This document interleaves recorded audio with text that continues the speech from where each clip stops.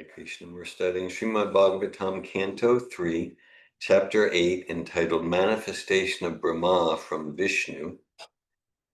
We're on text 6, so 3.8.6, Srimad Bhagavatam. It's July 20th, 2025.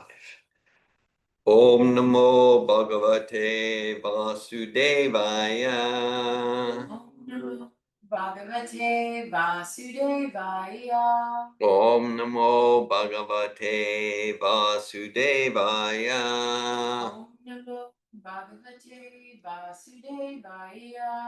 Om Namo Bhagavate Vasudevaya. Om Namo Bhagavate Vasudevaya. Narayanam namaskritya naram chaivanavotamam devim sarasvatim vyasam tato jayamudirayat. Before reciting the Srimad Bhagavatam, which is the very means of conquest, one should first offer respectful obeisances unto the personality of Godhead Narayan, to Narayan Rishi, the supermost human being, unto Mother Sarasvati, the goddess of learning, and unto Srila Vyasadeva, the author. Nasta Prayeshva Bhadreshu Nityam Bhagavata Sevaya Bhagavat Yutama Shloke Bhaktir Bhavati Naishtiki.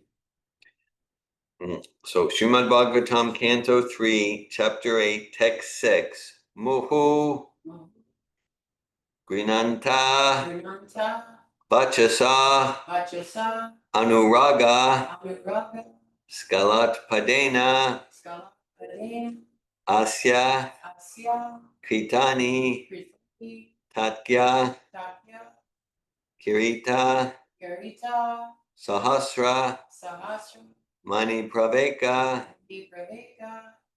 Pajotita Udama Pana Sahasram Mohur Grinanto Vachasanuraga Skalat Padena Sikritani Tajgya Kirita Sahasramani Praveka Prajotito Dhammapana Sahasram Mohor Grinanto Vachasanuraga Skalat Padena Sikritani Tajgya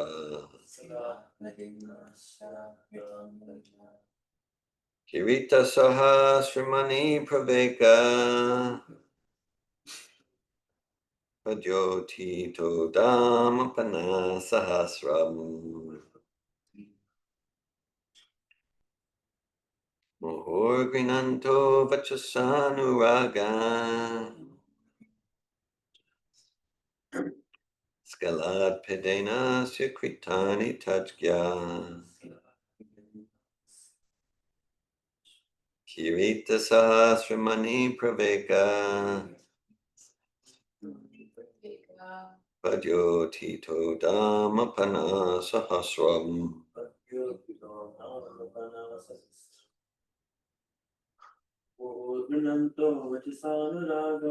Mohor Grinanto Vachasanuraga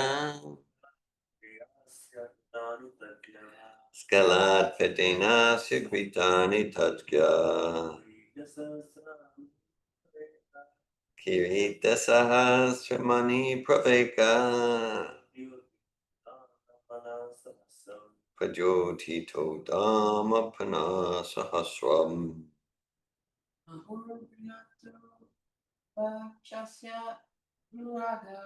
Mohor Grinanto Vachasanuraga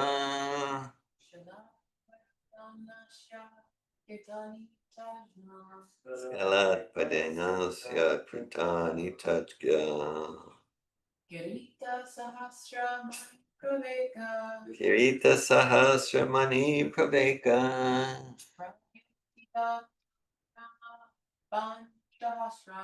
Pajotito Dhammapana Sahasram. Would anyone online like to lead the chanting of the verse? Okay. We'll look at the word meanings. Muhu, Muhu, again and again. again and again.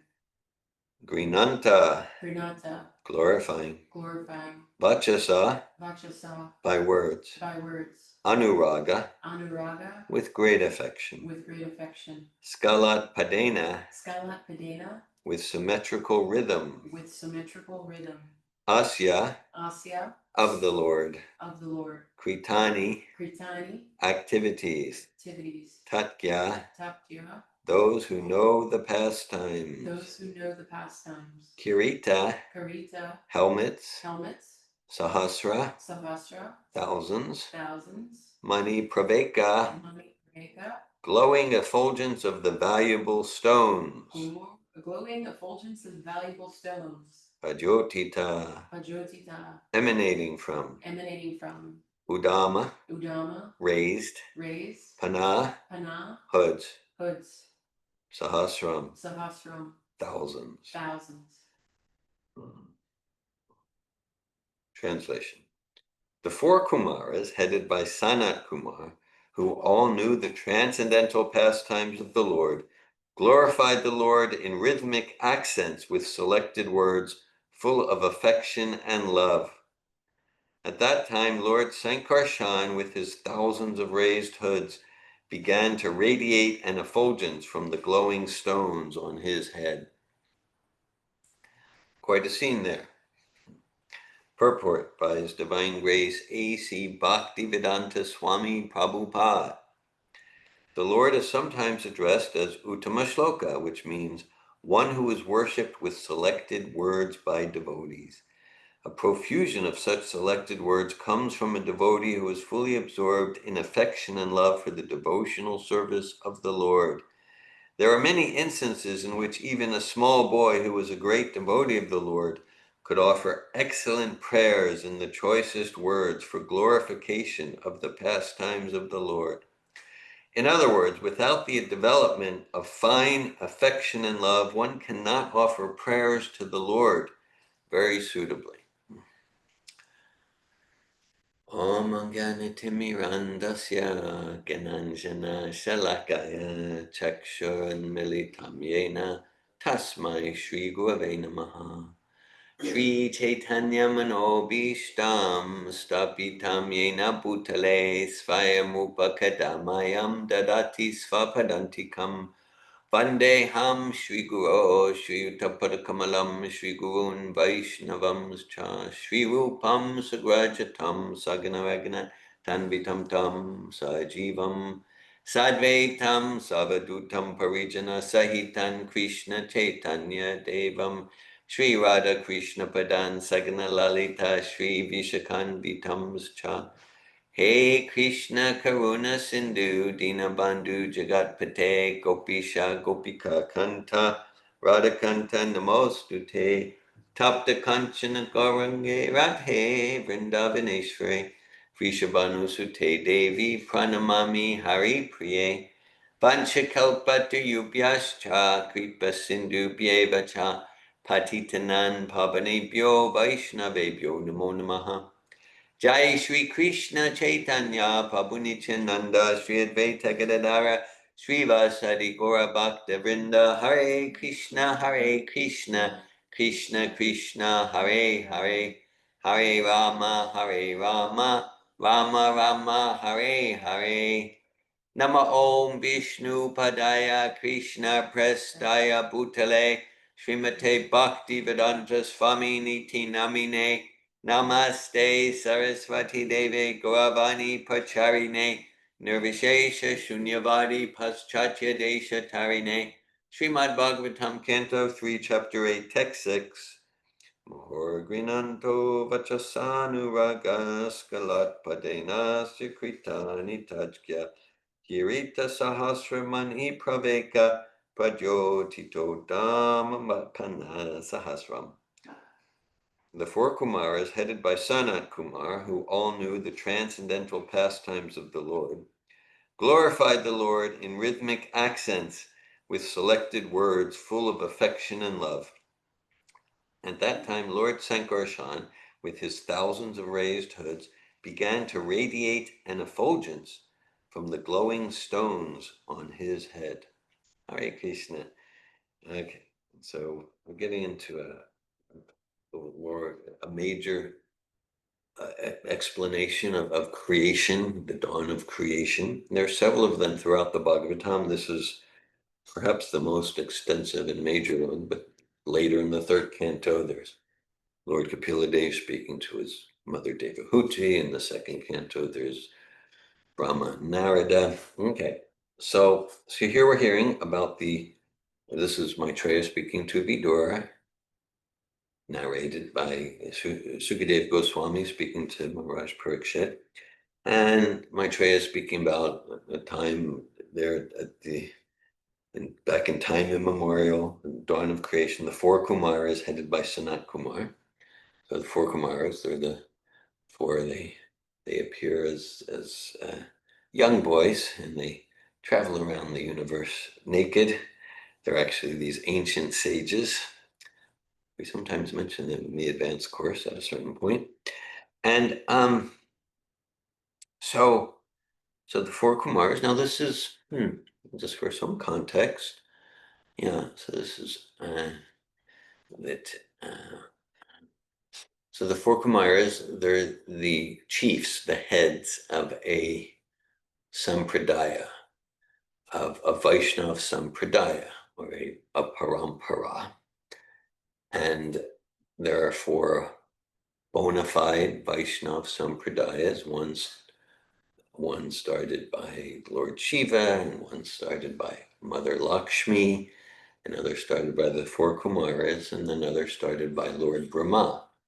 Coming in the line of A.C. Bhaktivedanta Swami, we are in what's called the Brahma Madhva Gaudiya Sampradaya. And we won't explain that too much. But that's kind of like our spiritual identity as followers of Srila Prabhupada.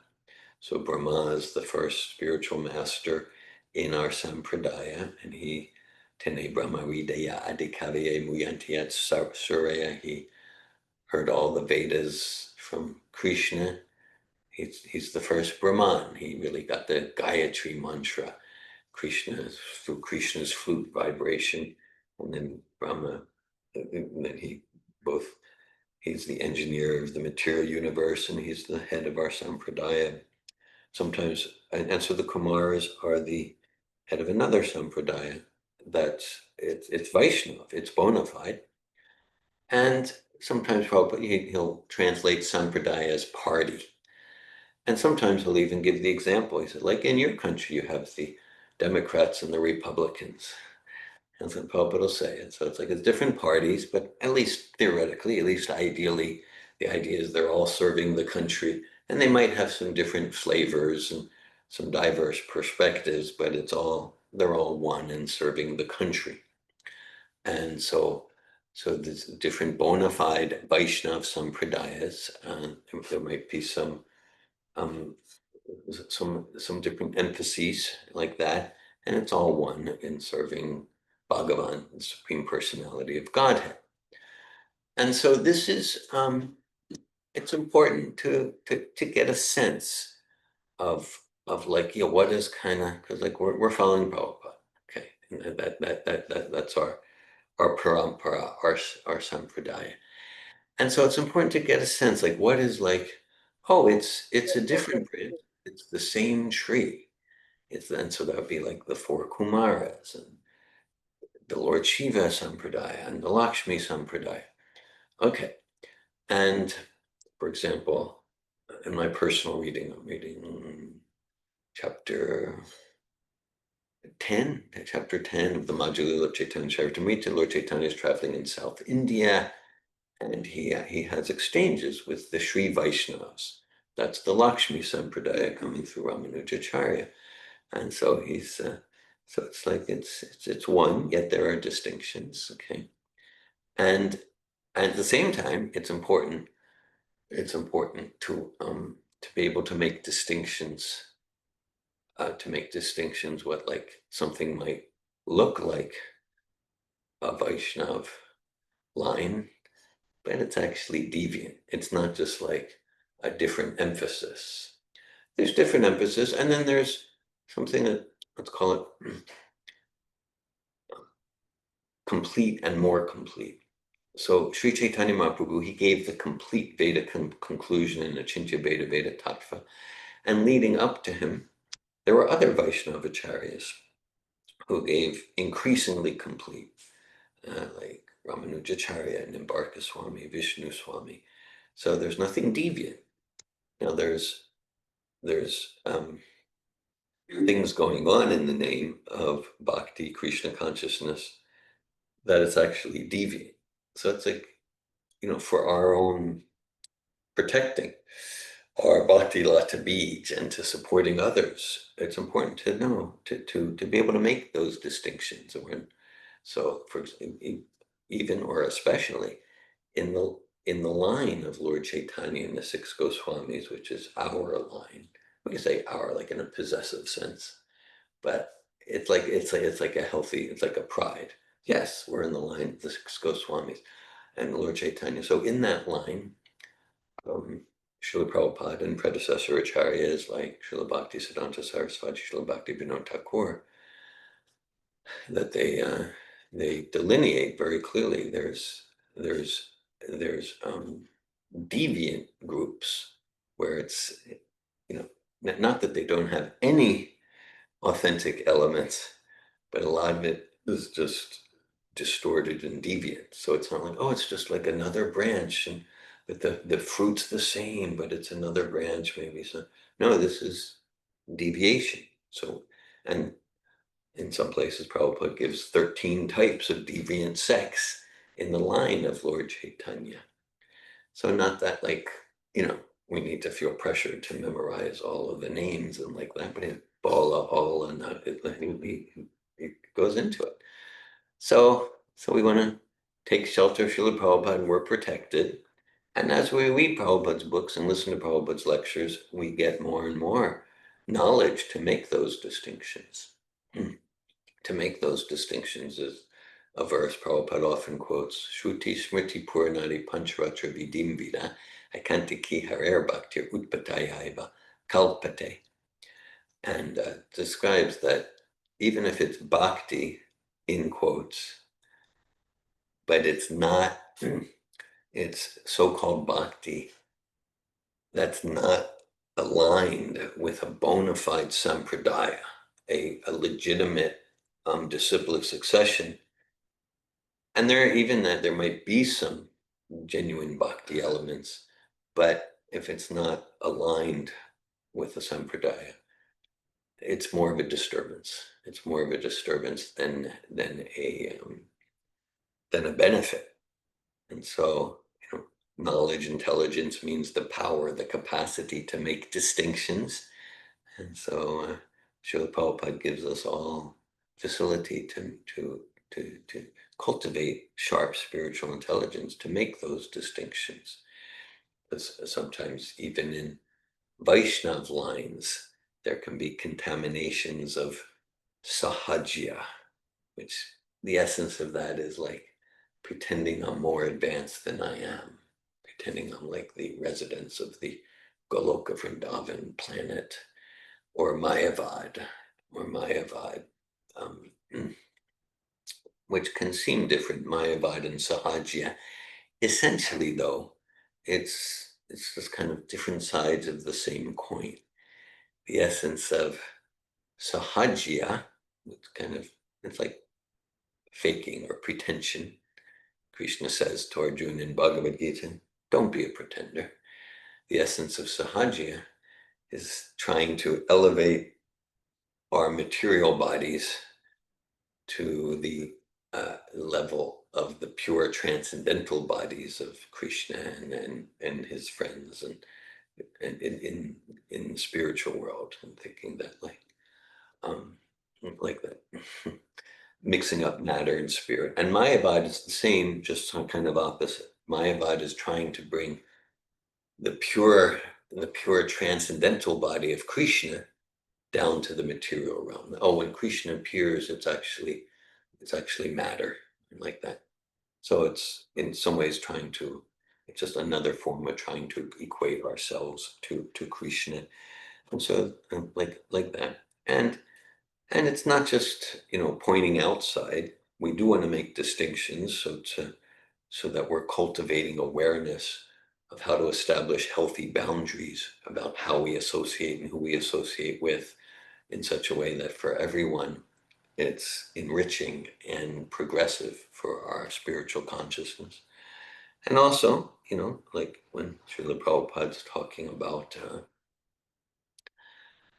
Mayavad or Sahaja or material influences, sure, we can look, oh yeah, over there. And then now also we want to look at myself. Okay, where is where where are my material attachments? Where am I attached to impersonalism and Mayavad and Sahaja? There's in the, say, some of the early pastimes when Srila Prabhupada came to the United States and established his first center on Second Avenue on the Lower East Side of Manhattan. And then, so some of his early students, or maybe they weren't even identifying as students yet, in Prabhupada's lectures, he was known as Swamiji at the time. He would sometimes mention the Mayavadis. The Mayavadis. So the student afterwards they would congregate at the donut shop or something, and at some point his lecture would reveal that he knows that you're going to the donut shop and things like that. And so, but he was very tolerant. And they would go, oh, the Mayavadis. I guess it's some obscure sect in some village in South India or something. I guess I don't know. Swamiji's talking about. Okay. And then, a few weeks later, they would realize, oh, we're the Mayavadis. Oh, that's me. Oh, okay. I get. So yeah, we want to look outward and to be able to make distinction, not to become judgmental and critical like that, but just for establishing boundaries and also look at how is that true about me, like that. Okay. And so this is the four Kumaras, and they're glorifying the Lord and Lord Sankarshan with his thousands of raised hoods. They're at the bottom of the universe, like that. Prabhupada mentions, well, for one thing, his first sentence of his purport here, this is Canto 3, Chapter 8, Text 6, Prabhupada writes, the Lord is sometimes addressed as Uttama Shloka, which means one who is worshipped with selected words by devotees. So in many of the verses we chant, we'll hear this, it's a name for Krishna, Uttama Shloka, one who is worshipped with selected words by devotees, served, worshipped, glorified by the choicest verses of the Vedas. Just before we started our class today, Nasta Prayesha Vajreshu Nityam Bhagavata Sevya Bhagavat Uttama Shloke Bhakti Bhavati Naistiki. Yad Uttama Shloka Gunanu Varnanam. So we hear that name of Krishna a lot. Krishna is one God, many names. Uttama Shloka is one of those names of Bhagavan Sri Krishna. And so Prabhupada writes, there are many instances in which even a small boy who was a great devotee of the Lord could offer excellent prayers in the choicest words for glorification of the pastimes of the Lord. In other words, without the development of fine affection and love, one cannot offer prayers to the Lord very suitably. So the four Kumaras are in the form of small boys. 4 days ago, Mother Lakshmi Priya led class and discussion here, and she read some of the prayers, the pastimes of Dhruva Maharaj. That's another example. He was also 5 years old, and in 6 months of intensive bhakti meditation, he came out with beautiful prayers, humble prayers. Prahlad Maharaj, also small boy, 5, 6 years old. Beautiful, ninth chapter of the 7th canto. And so Prabhupada's emphasizing small boy because to offer Uttama Shloka,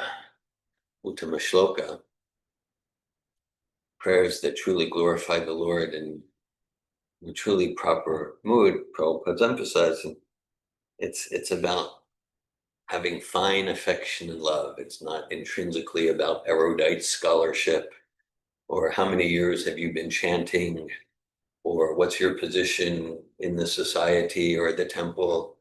It's about having fine affection and love. And so even these small children come out with true Uttama Shloka prayers. Here's the example of the four Kumaras. They're like 5-year-old boys. They're actually ancient sages and who like to be in the form of 5-year-old boys. That's their choice. And so,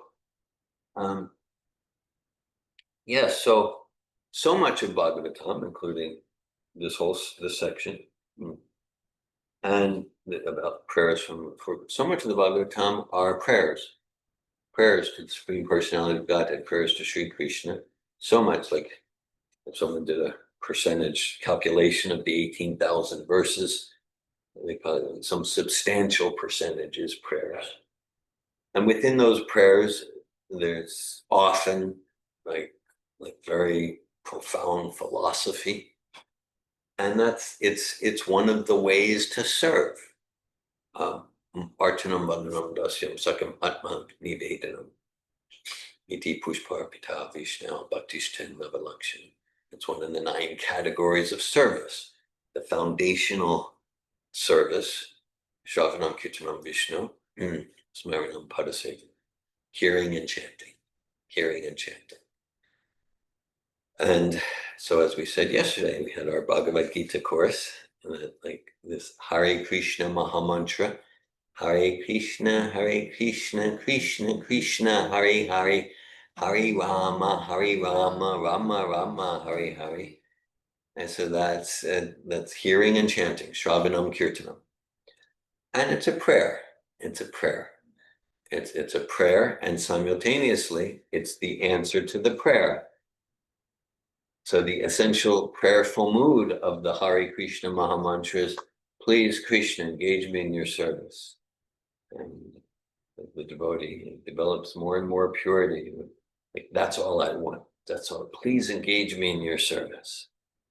Nadanam najanam nasunrim kavitam vajagadisha kamaye mama janmane Sri Bhavatar Bhaktir Hetu Kitvai.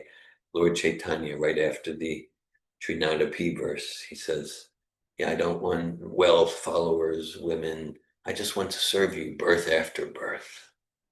So meaning he's not even looking for liberation. Let me be liberated from the miseries of material. No, let me. Similarly, we sing the Srila Prabhupada, Chakudan Diloye Janme Janme Prabhu se Tipi Ganride Prokashita. Yes, that you fill our hearts with transcendental knowledge. You are Lord, our Lord, birth after birth, meaning that the devotee in their humility is considering, oh, look at me. Look at me. Look at me. I have no chance to be liberated. If we just look at my life and activities, my heart, no chance to be liberated. Fine. Let me take birth after birth in whatever hellish condition, as long as I can serve you, Srila Prabhupada, as long as I can serve you, Krishna. So that's a very elevated platform. We don't want, we want to aspire for that. And if someone's desire is, I want to get out of the material world, I don't want to take birth in hellish conditions, thank you very much. That's wonderful too. Like, that's much, much more elevated than like, my goal is to try to enjoy matter in this way, in greedy way, lusty way, envious, bring down my enemy. Okay, so to have some realization, like, this is a miserable place, and I want to get out of this place, and the way to do it is chant Hare Krishna. Okay, I mean that's cool. I mean that's very elevated. Then, like, even more pure, it's just like, okay, let me take birth again and again as long as I can serve you.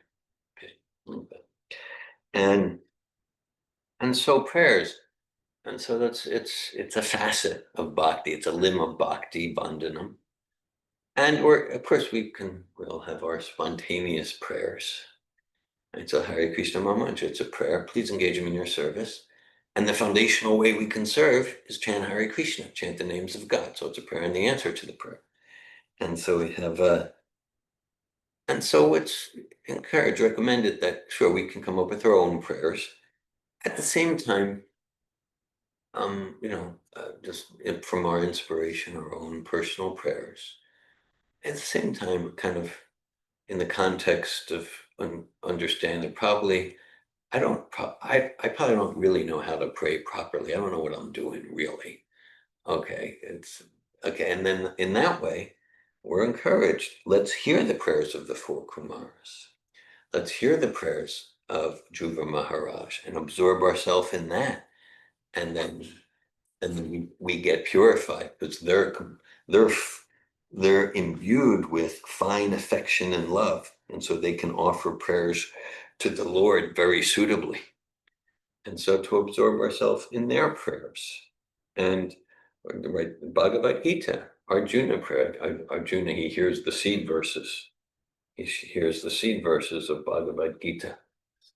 That's 10.8 to 11. And then after the seed verses, then he prayed Param Brahma, Param Dhamma, Paricham, Paramam Bhavan, Pusham Shashvatam, Divyam Adidevam Ajam Vibhum, Ahostram Vishaya Sarve, Devarshir Naradas Tata, Asito Devalo Vyasam, Svayam Chaiva Bhavishime, Ahostram Vishaya Sarve.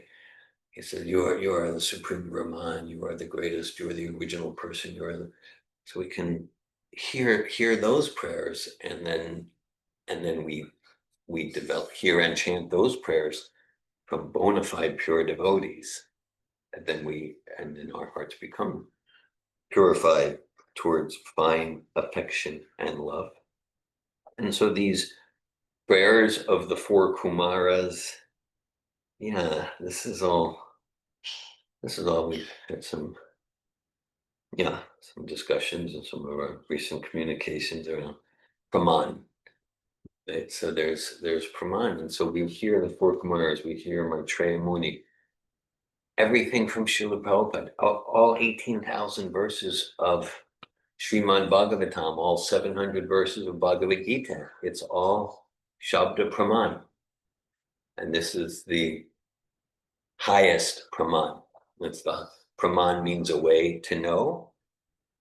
Prameya means that which is known. So the highest Praman is Srimad Bhagavatam, Uttama Shloka. And the essential subjects to know, it can be categorized in different ways. One way is Sambandha, relationship, Abhideya, activity, and Prayojana, the fruits of the activity, the fruits of bhakti, love of God. Prameya can also be seen in terms of the 5 subjects of Bhagavad Gita, Ishvara, the supreme, Jiva, the living entity, Prakriti, material energy, Kala, time, and Karma, activity. And so the Vedas describe there are 10 Pramans, and usually they're in Prabhupada's teachings, they're subsumed into 3 categories that include the 10. Interestingly, from let's call it a transformative communication point of view, one of the Pramans is listed as Sesta, which means nonverbal communication, means gestures. We get so much knowledge from research has shown that only about 7% of what we communicate are the words that we say. So gestures, paralinguistics, Sesta. Okay. So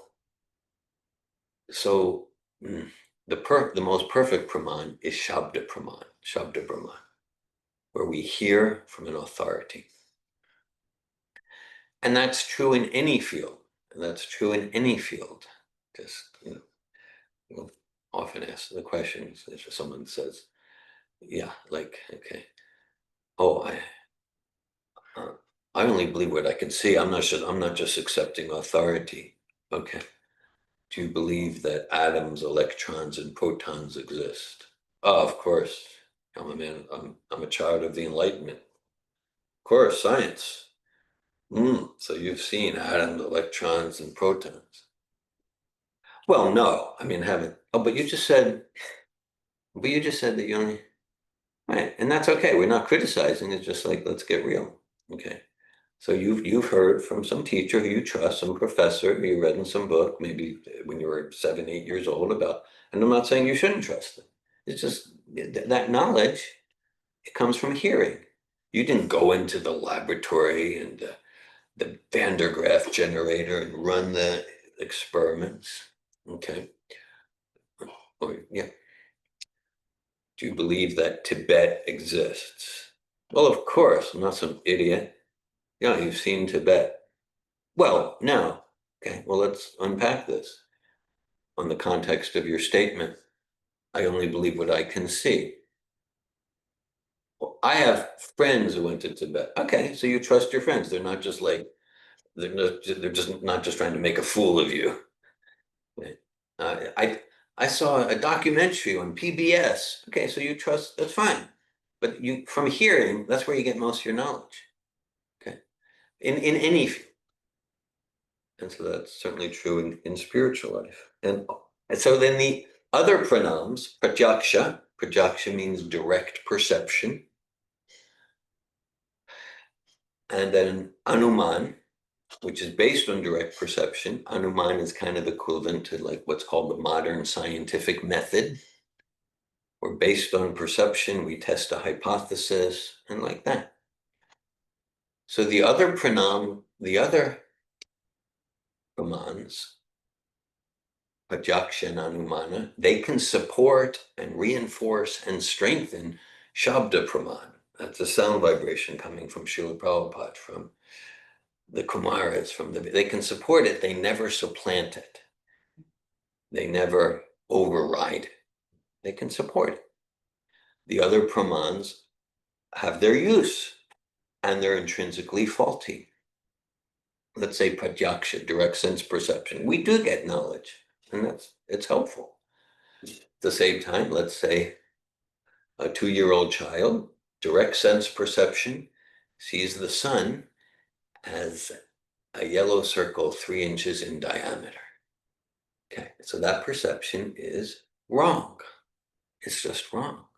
Now, not even speaking about spiritual praman, but just with a higher knowledge of Anumana, empirical science, it's a more sophisticated praman. We understand it's not a yellow circle 3 inches down. It's a huge stellar body, 1.4 million times the volume of the Earth. Okay, so that's a higher praman. It's a higher praman, and of course the Anuman has clearly, and that's also because it's based on human propensities, human defects, the propensity to cheat, propensity to make mistakes, propensity to be limited and to be in illusion. And so even if we just like look at something simple, let's say nutritional science. So based on modern science, let's say in the 1950s, it would just seem like, no, humans cannot be healthy on a vegetarian diet. If you're some sort of quack or fringe lunatic vegetarian, it just, okay, but then even, let's say now just like, okay, now we know, now we know. And so, so now it's all vegetarianism. Yeah, it's actually more and more understood on that. Yeah, that's actually healthy if you do it in a balanced way. Just one area in scientific journals in practically any field, it's common to read. Huh. We 20 years ago we used to believe blah blah blah blah, but now we know. Huh. Well, then is it going to be like 20 years from now? Let's say in the year 2050, we say, yeah, in 2025 we used to believe, but now we know. So why should I trust this? Okay.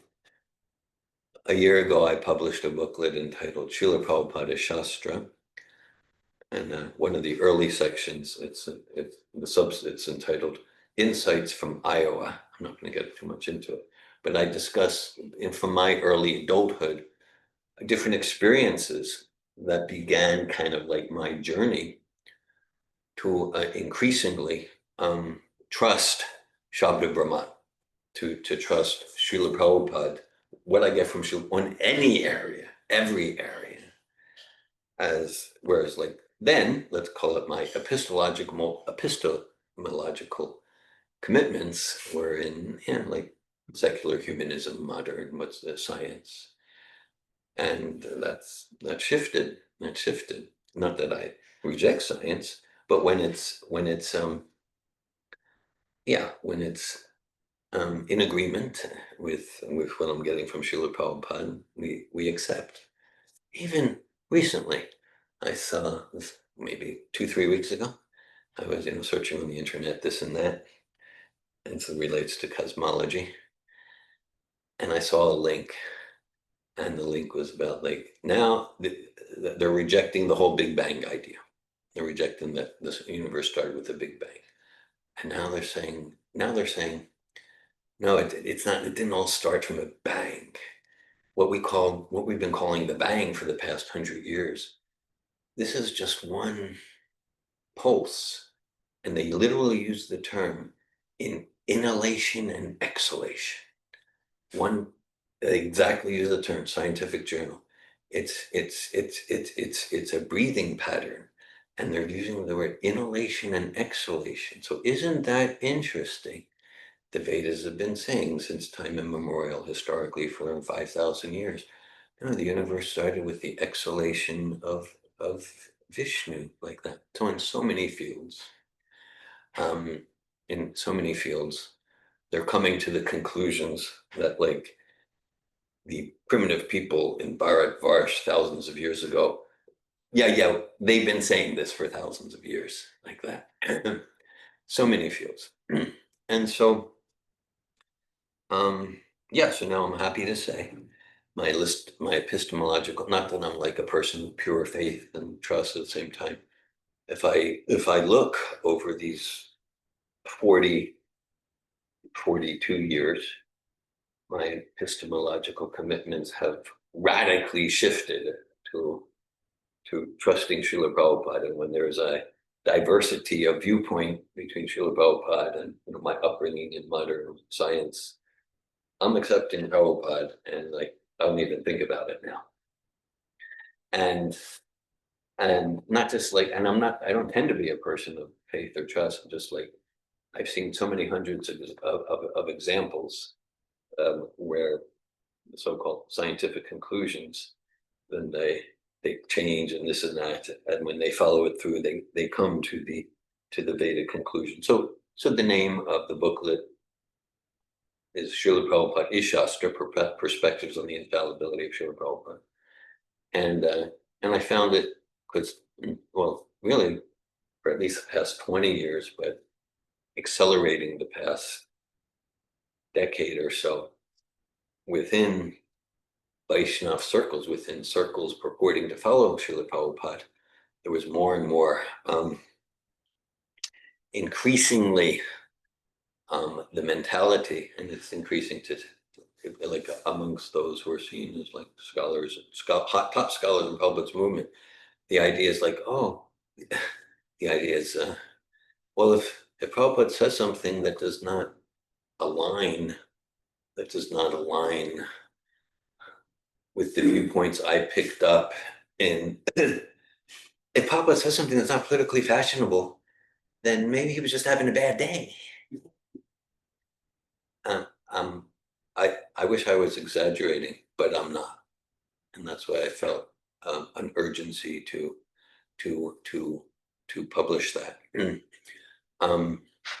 Going back to 1999, I discovered a change, we might call it an adulteration, on the first page of Chaitanya Charitamrita, and I respectfully inquired about it. I got a prompt response, and the response from the editorial team was, look, Srila Prabhupada's use of this term is not philosophically aligned with our understanding of the term in the institution. So we needed to change it. that was transformational for me. That was again, like I wish I was joking or exaggerating just to, have an impact on you, but I'm just telling the simple truth. And so, so it's a mentality. So like, no, Srila Prabhupada is like everything from Srila Prabhupada is like everything from the four Kumaras. It's like everything from Krishna. It's like everything from Shukadev Goswami. It's non-different. Everything from Srila Prabhupada reveals truth and simultaneously is non-different from the truth it reveals. And therefore, whatever I agree with this, I don't agree with that. We just read Prabhupada's books, here's Prabhupada's lectures, and we're transformed. And we're transformed. It doesn't necessarily mean it'll be comfortable or like that. Now, to say, yeah, everything from Srila Prabhupada is absolute truth. Yeah, he's like the same level as Srila Vyasadeva, 100%. Now, this in no way encourages blind following. Like Arjuna at one point in Bhagavad Gita, chapter 2, text 7, Karpanya Doshapa, Patasvabhava. Arjuna is surrendered to Krishna. And then Arjuna, after that, Arjuna is asking questions. Well, you say this Krishna, he accepts Krishna's giving absolute truth. And he said, and this doesn't seem practical. So that's why Prabhupada instituted Ishtagoshti. That's why he instituted after a class, any questions, discussion, so that, on the platform of accepting Srila Prabhupada as Shastra, as Shabda Brahman, like everything, even the things that he might say that don't conform with what I learned in high school. Yeah, even that. Okay. You know, again, truth is stranger than fiction, because that's what we're getting amongst scholars in Prabhupada's movement. Well, if it doesn't agree with what I learned in college, then Prabhupada couldn't be right. But he's still a good guy. That's what they're saying. So I felt the urgency to write. No, even if Prabhupada says things that don't conform with the social fashion of the day, like yeah. Okay. So but that's the thing then. Okay. Well, Prabhupada says, and we just had this in Bhagavad Gita class yesterday. One of the I'll say her name. Anasuya said, well, I read this in Prabhupada, and she was like, and then we said, well, what's your understanding of Prabhupada's why? How come he chose that word? Yeah, I'm kind of unsettled by that. What's your perspective? And then through Ishtagoshti, genuine discussion, then we come to deeper realization of Srila Prabhupada's Siddhanta and how I relate to it and how you relate to it. So it's about, through discussion, it's synergistic. We come to higher and higher, or a fuller and more complete understanding of Shabda Brahma. So this is Canto 3, Chapter 8, Text 6. Murginanto vachasanuraga skalat padenasya kritani tadgya kirita sahasramani praveka pradyotito dhamma panasahasra. The four Kumaras, headed by Sanat Kumar, who all knew the transcendental pastimes of the Lord, glorified the Lord in rhythmic accents with selected words full of affection and love. At that time, Lord Sankarshan, with his thousands of raised hoods, began to radiate an effulgence from the glowing stones on his head. Hare Krishna. Thanks for giving your attention to Srimad Bhagavatam. I welcome any questions or comments at this time. Nitya Gopal Prabhu. Hare Krishna. For the discussion and the class. I'm just appreciating how much the words are powerful. In ancient time, they used to consider their word as their wealth. Yes. Words are your wealth. The wealth, yeah. What you speak is your wealth, is a true wealth. Yeah. Because once you make some agreement, and if you have a wealth, then you will fulfill that agreement. Yeah. So fulfillment of agreement is as rich as having millions of dollars in your account. Yeah. So even in normal sense, words are very valuable of any Vedic human being. Yeah. Who is following a Vedic tradition. And now here is Srila Prabhupada, who is giving his words. Yeah. he's writing in the purports, he's writing in the translation and purports, and he's a completely pure devotee, there is no doubt about it. Yeah. So how much valuable his words should be. Yeah. And I'm just relating to the story of Yamunacharya. Yeah. Yamunacharya, where there was Acharya, Arjunacharya, he was just to Arjunacharya, he was writing commentary on Bhagavad Gita. Yeah.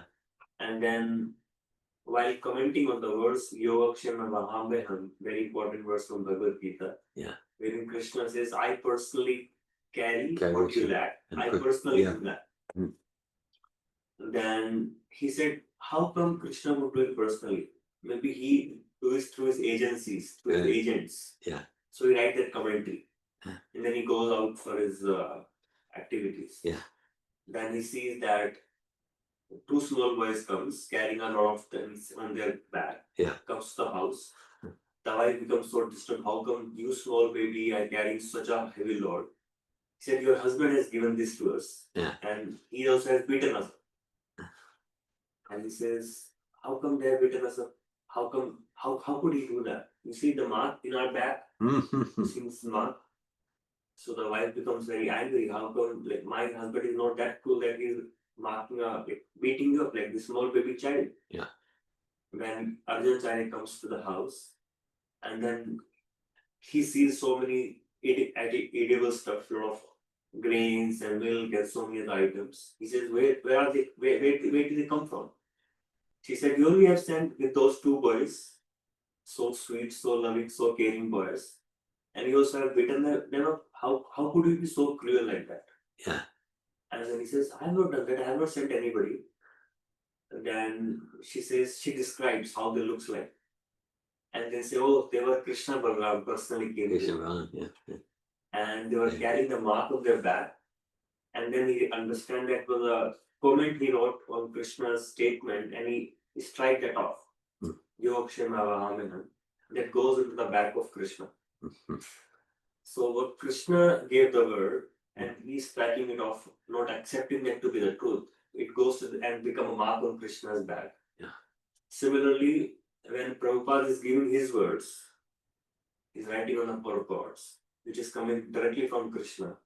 It is said whenever a pure devotee speaks, those words carries the dust of lotus feet of Krishna. Yeah. Because his mind is always meditating on lotus feet of Krishna. Yeah. So whenever we are striking any verse of Prabhupada or believing it is as good as marking on Prabhupada's body. Yeah. Terrible. Yeah. So how could we hurt Prabhupada's body? Yeah. Which is in the form of his word. Yeah. It's like a word body. Yeah. A flesh body, that is a word body. Yeah. The body of Prabhupada made up of words. Yeah.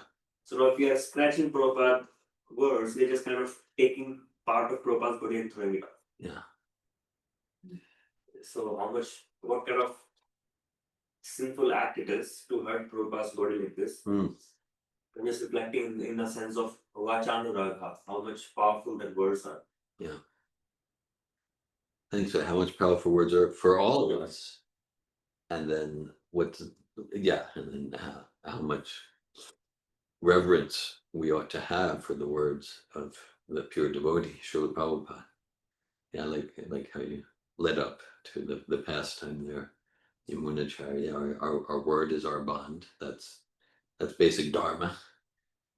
And yeah, and for Srila Prabhupada, just like every word is representing Krishna, and then and that the whole idea is kind of like, we talk a lot about in the program this summer, like alternate perspectives and this and that. So the whole idea is like the words from Srila Prabhupada. Yeah, they're meant to shake me up. Yeah, they're meant to disturb my thinking about the paradigms that I brought from childhood and teen years. And like, but then, they start disrupting my thinking of, these treasured ideas from something I got, from earlier in life. And like, then we need to cancel Prabhupada or change. It's okay if someone wants to write their own book, fine. Here's what I think initiation, fine.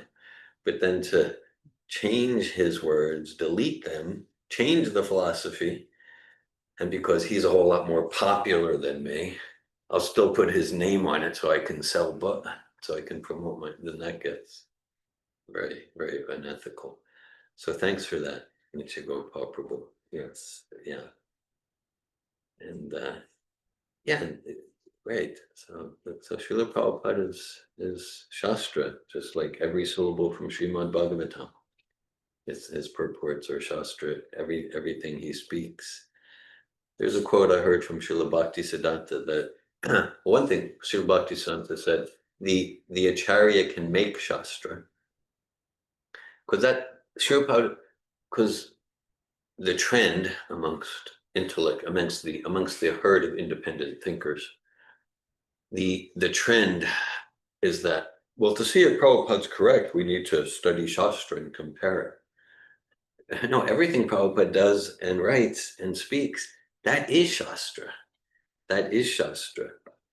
And that's it was just kind of like the idea is, oh no, but I've become more of a master at Sanskrit than Prabhupada now, so I'll check, what the actual.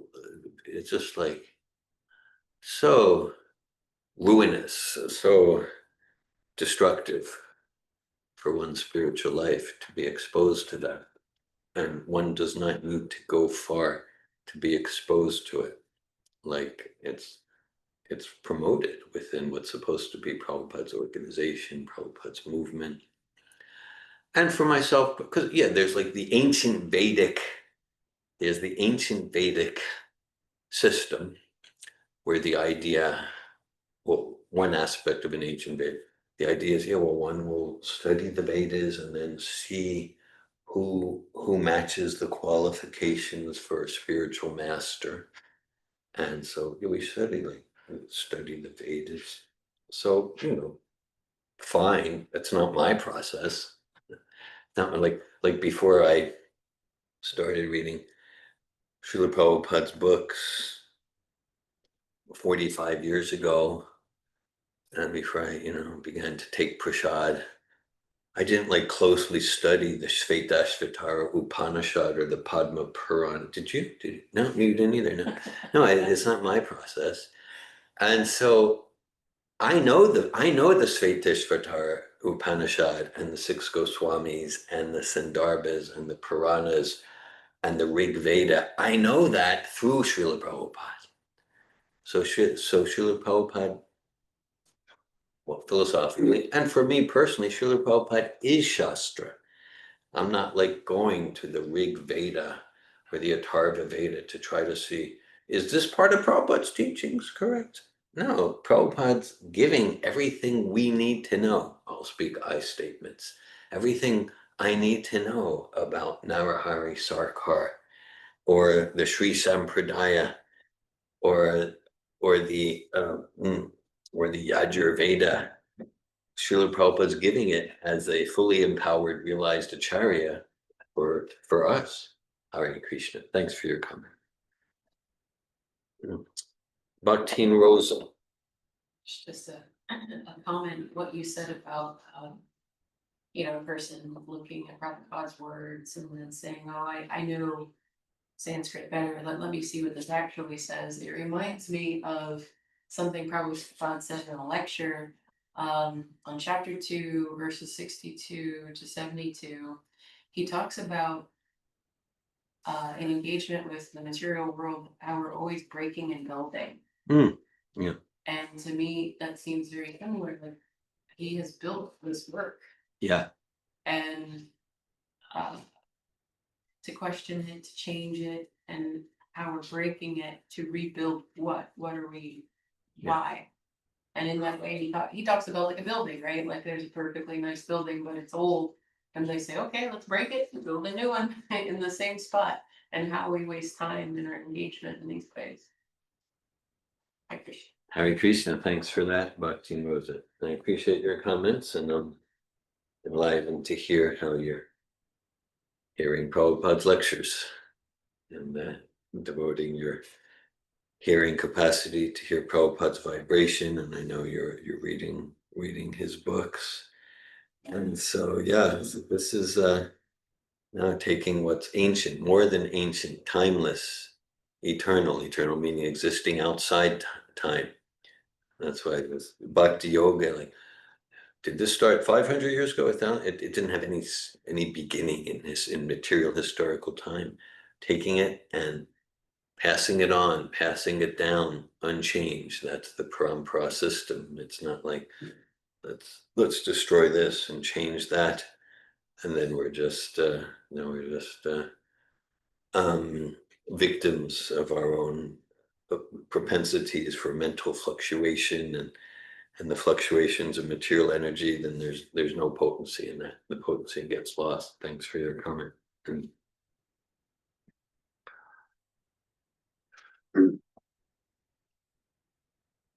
Another point which is coming to me from this shloka itself, that how when four Kumaras were speaking about Krishna so lovingly, Rajanuragaha, then the studded stones on Yeah, the Seshnaga start shining brilliantly. yeah, So by hearing about Krishna, even Sankarshana becomes bright enough. yeah.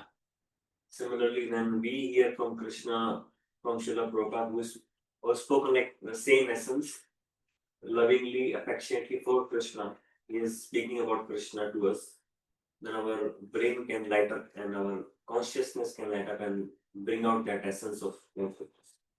Thanks for sharing that. Yes. Yeah. So that, like, everyone, even Krishna himself and Srila Prabhupada, their their effulgence expands. Their effulgence expands when we're engaged in Shabda Praman. And it's not like there's anything limited, but that's it. Like it's described like the gopis, their love for Krishna is expanding millions of times at every moment. So for the pure devotees, it's not like we're catching up. Okay, they're accelerating, and that the nature of spirit is perfect and complete and ever expansive. And for Krishna himself, his attractiveness. And so thanks for catching that. So the four Kumaras, they're glorifying Lord in rhythmic accents with selected words full of affection and love. At that time, Lord Sankarshan, with his thousands of raised hoods, began to radiate an effulgence from the glowing stones on his head. So we engage, we might Chaturvidaji, Bhagavat Prasad, Svadvana Triptam Haribaya. When Srila Prabhupada sees his followers enjoying prasadam, he becomes even more effulgent. And so we engage in devotional service work. And that's, we exist to add to the bliss of Krishna. Not that Krishna needs us, and we exist to add to the bliss of Krishna. And by discussing Bhagavatam as it is, that's why, yeah, I know when I first saw the title back in 45, 46, I thought it was like an arrogant title, as it is. Well, everyone, but I said, oh, that's the most humble title, meaning like no false ego, no agenda, no special gimmick, just Krishna as it is.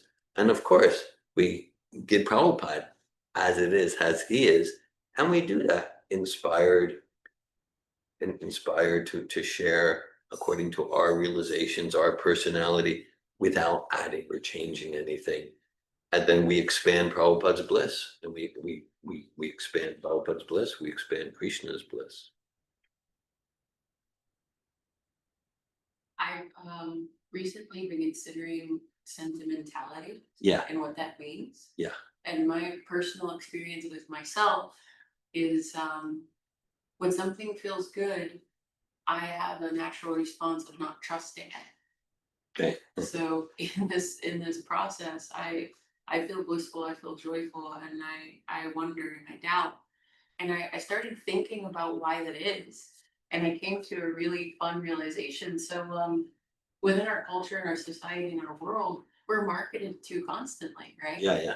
And to whatever extent we're manipulated, right? So like food has additives that make you more hungry. So Yeah. you eat the family size bag of chips, you don't feel any more nourished, but you still want more. And then you doubt yourself. How did I do this? Why did I do this? I know better. Same thing with other types of marketing, right? Like the doom scrolling and how it feeds our dopamine and our opiate kind of responses. And then we think to ourselves, why did I choose this? Why did I spend 3 hours this way? Because it feels good. And so much within our culture and our society, it purposely creates those good feelings, but it's at a cost that's usually to the benefit of another, right?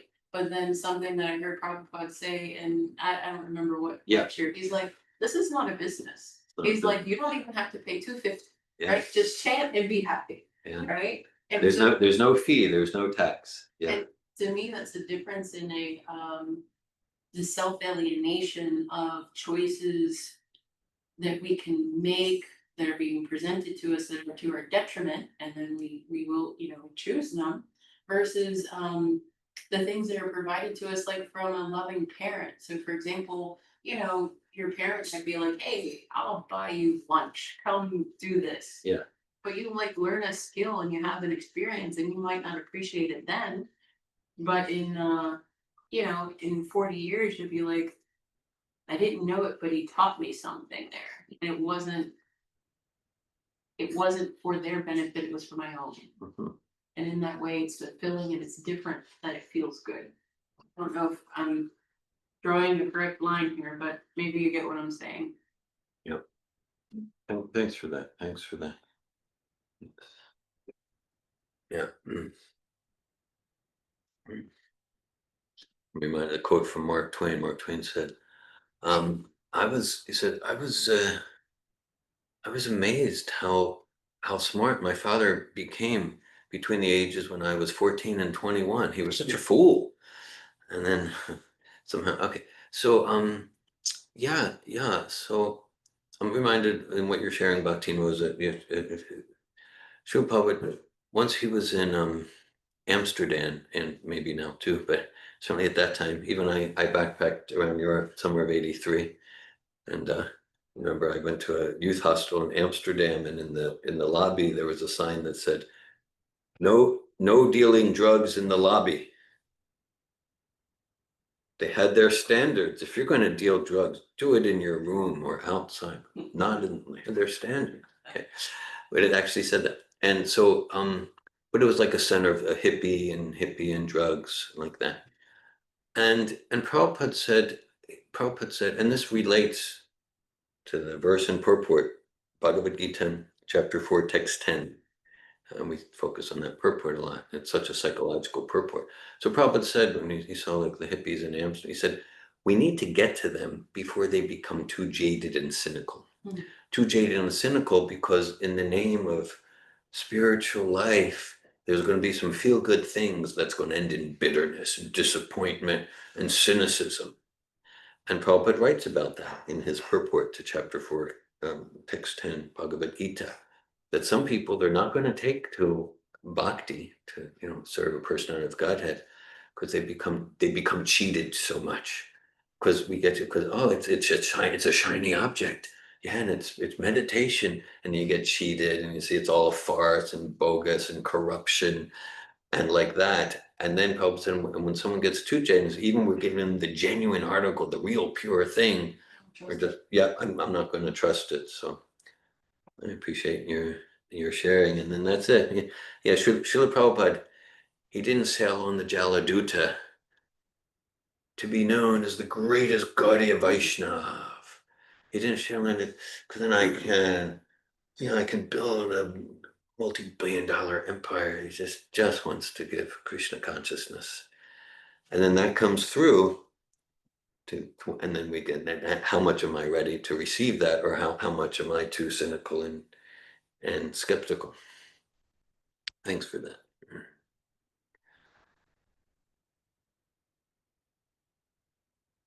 Hare Krishna. Thanks for joining us. Srimad Bhagavatam ki jai. Srila Prabhupada ki jai. Jai. Hare Krishna. Thank you.